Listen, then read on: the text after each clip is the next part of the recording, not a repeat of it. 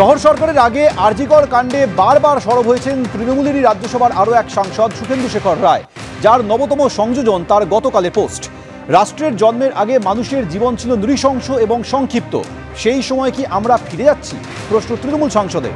British দার্শনিক Thomas হবসের 1651 সালের বইয়ের উল্লেখ করে পোস্ট করেন তিনি। তার আগে বাস্তিল দুর্গ পতনের কথা স্মরণ করিয়েও পোস্ট করেছিলেন সুখেন্দু শেখর রায়। দিনে দুবার ব্যবহার করো স্টপেজ ক্রিম আর নিজেকে রাখো evergreen কেয়াশেক aroma therapy stoppage cream, আর খুঁজে পাও নতুন আমিকে। আবার আরজিকর মেডিকেলে প্রাক্তন অধ্যক্ষ সন্দীপ ঘোষের গ্রেপ্তারির পর ভাঙা উইকেটের ছবি পোস্ট করেছিলেন তৃণমূল সাংসদ। তার আগে আরজিকর কাণ্ডে প্রতিবাদে সামিল হওয়া থেকে সিপির গ্রেপ্তারি চেয়ে পোস্ট বারবার সরব হয়েছেন সুখেন্দু শেখর রায়।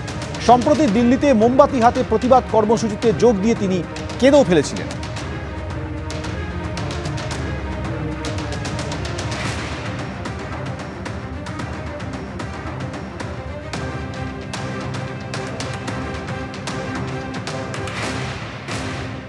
আমরা খুব মুষ্টিময় কয়েকজন, কিন্তু আমরা মনে করলাম যে এই সময় সারা লক্ষ লক্ষ মানুষ রাস্তায়, রাত জাগবে, আমরা ঘরে বসে থাকবো কি করে?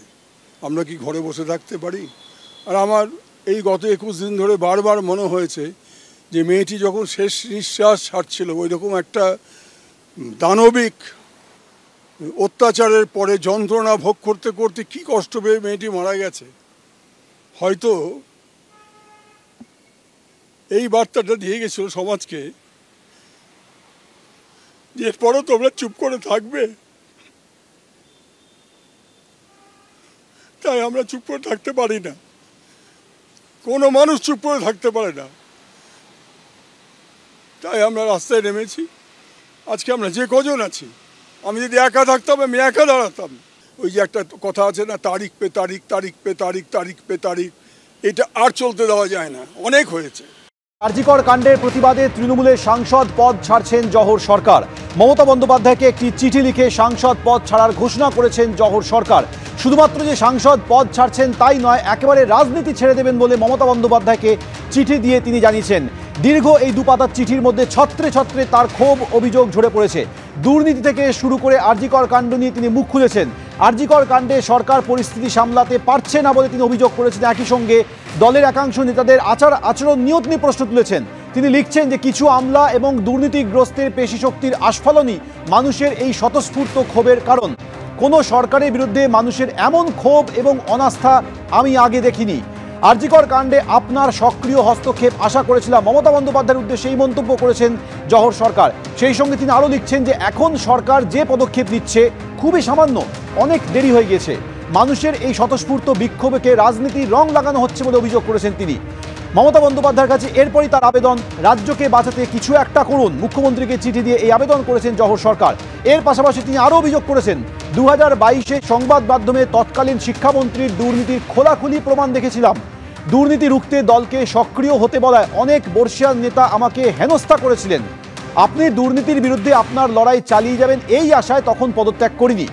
রাজ্যের এই দুর্নীতি এবং দলের নেতাদের একাংশের এই দাপট দেখে আমি হতাশ। রাজ্য সরকার পরিস্থিতি সামলাতে পারছে না, এই মন্তব্য করেছেন জহর সরকার। মুখ্যমন্ত্রীকে চিঠি দিয়ে সাংসদ পদ ছাড়া এবং রাজনীতি ছাড়ার কথা জানিয়ে দিয়েছেন জহর সরকার। মমতা বন্দ্যোপাধ্যায়কে আজকে চিঠি দিয়ে আপনি সাংসদ পদ থেকে ইস্তফার সিদ্ধান্ত নিয়েছেন এবং রাজনীতি ছাড়ারই সিদ্ধান্ত নিয়েছেন, এটা কেন? আরজিকর কাণ্ড? আমি তো সব চিঠিতেই বুঝিয়েছেন আরজিকর কাণ্ড তার মধ্যে একটা বড় কারণ। আমি আর থাকতে পারছি না, সম্ভব নয়। আমার মনে হয় যেভাবে জিনিসটাকে সামলানো হয়েছে একেবারেই ঠিক নয়। গোড়া থেকেই করা যেত, যদি দুষ্ট চক্রকে ভাঙা যেত। মানুষ কিরম বিশ্বাস করতে চাইছে না, যা এখন ভালো ভালো পদক্ষেপ নিলেও মানুষ বিশ্বাস করতে চাইছে না সরকারকে, সরে গেছে অনেকখানি, এই আর কি। সাধারণ মানুষের যে স্বতঃস্ফূর্ত প্রতিবাদ, তার পাশে দাঁড়িয়েছেন আপনি, এটাকে নিয়ে কি বলবেন? নিশ্চয়, আমি বরাবরই, আমি তো লিখেইছি চিঠিতে, আমি বাসে বাদুরের মতন ঝুলে বড় হয়েছি, মধ্যবিত্ত বাড়িতে বড় হয়েছে, মধ্যবিত্ত ভাবে থাকি। অর্থাৎ মানুষ কোনোদিন, আমি মানুষকে কোনোদিন ছাড়িনি। এখনো ওদের প্রতিবাদে কাউকে না বলে আমি গড়িয়াহাটে গিয়েছিলাম, শুধু দেখবার জন্য মানুষের আবেগ কতখানি, মানুষের রাগ কতখানি, মানুষের আক্রোশ কতখানি দেখে আমি সত্যি চমকে উঠলাম। আমি জানি না ওনাকে কে বোঝাচ্ছে যে পুরো জিনিসটা রাজনৈতিক একটা। আমি বারংবার আবেদন করছি, উনি বড় নেত্রী, আবেদন করছি যে এটাকে রাজনীতির মধ্যে না ভাবতে। শুরু একটা রাজনৈতিক সংগ্রাম নয়, বরং আমার মনে হয়েছে সেদিন দেখে গড়িয়াহাটে যে রাজনীতিবিদরা যদি কোনোদিন যায় ওখানে ওরা মারধর খাবে। এবার সাধারণ মানুষ রাজনীতির কাউকে চায় না, কাউকে চায় না। ওরা চাইছে স্বতঃস্ফূর্ত ভাবে যে আমাদের জাস্টিস দাও। কি করে দাও, কেন দাও, কিভাবে দাও, এইটা কিন্তু কেউ বলছে না, কিন্তু জাস্টিস জাস্টিস চাইছে। তারা উত্তপ্ত হয়ে গেছে, তারা ফেড আপ, এই আর কি। আপনি সরকারের একাধিক, হ্যাঁ বলুন। আমি বারংবার বলছি যে এইটাকে যদি এখনো ভালো করে সরাসরি কথা বলে যদি মিটিয়ে না নেওয়া হয়, তবে সাম্প্রদায়িক শক্তিরা কিন্তু এর অ্যাডভান্টেজ দিয়ে ঢুকে যাবে বাংলায়। আমি আমার যে মূল্যবোধ, ধর্মনিরপেক্ষতা, গণতন্ত্র, ওগুলো নিয়ে আমি একেবারে অটুট। কেন? তার জন্য রাজনৈতিক দলে থাকতে হয় না, আমরা সকলেই বাইরে থেকে একই মূল্যবোধ রাখতে পারি। আরেকটা জায়গায় আপনি বলছেন যে মমতা বন্দ্যোপাধ্যায়কে উদ্দেশ্য করে যে আপনি দুর্নীতির বিরুদ্ধে লড়াই চালিয়ে যাবেন, এই আশাতে আগে পদত্যাগ করেনি। আগে মানে আপনি যখন পার্থ চট্টোপাধ্যায়ের গ্রেপ্তারির পর দুর্নীতি নিয়ে এই রীতি আনন্দেই সরব হয়েছিলেন এবং একজন প্রাক্তন নেতা আপনার পাল্টা সমালোচনা করেছিলেন। তো হয়ে গেছে যা, ওগুলো তো পুরোনো গল্প। উনি যদি চান দুর্নীতিকে সঙ্গে সঙ্গে ভাঙতে পারেন। মনে আছে 21-এ কিভাবে সবাইকে ধরে তাদের কাটমানি ফেরত দিয়েছিলেন, তাদের যাদের তিরস্কার করেছিলেন। এখনো কিন্তু করতে হবে, করতে হবে। মানুষ, বাংলার মানুষ, আমি লিখেছি যে অন্যান্য জায়গায় আরো বেশি চুরি হয়, কিন্তু বাংলার মানুষ সহ্য করতে পারে না। আমাদের এখানকার মধ্যবিত্ত, আমাদের এখানকার শিক্ষিতরা গা শিউরে ওঠে যখন তারা এই করাপশনের কথা দেখে আর কি। এই পদত্যাগপত্র মমতা বন্দ্যোপাধ্যায়কে পাঠানোর পর তার তরফ থেকে কোনো যোগাযোগ এসছে বা কথা হয়েছে কোন দলের নেতৃত্বের? আমি কোনো পাবলিকলি কথা বলবো না, আমি কোনো পাবলিক কথা বলবো না এটা নিয়ে।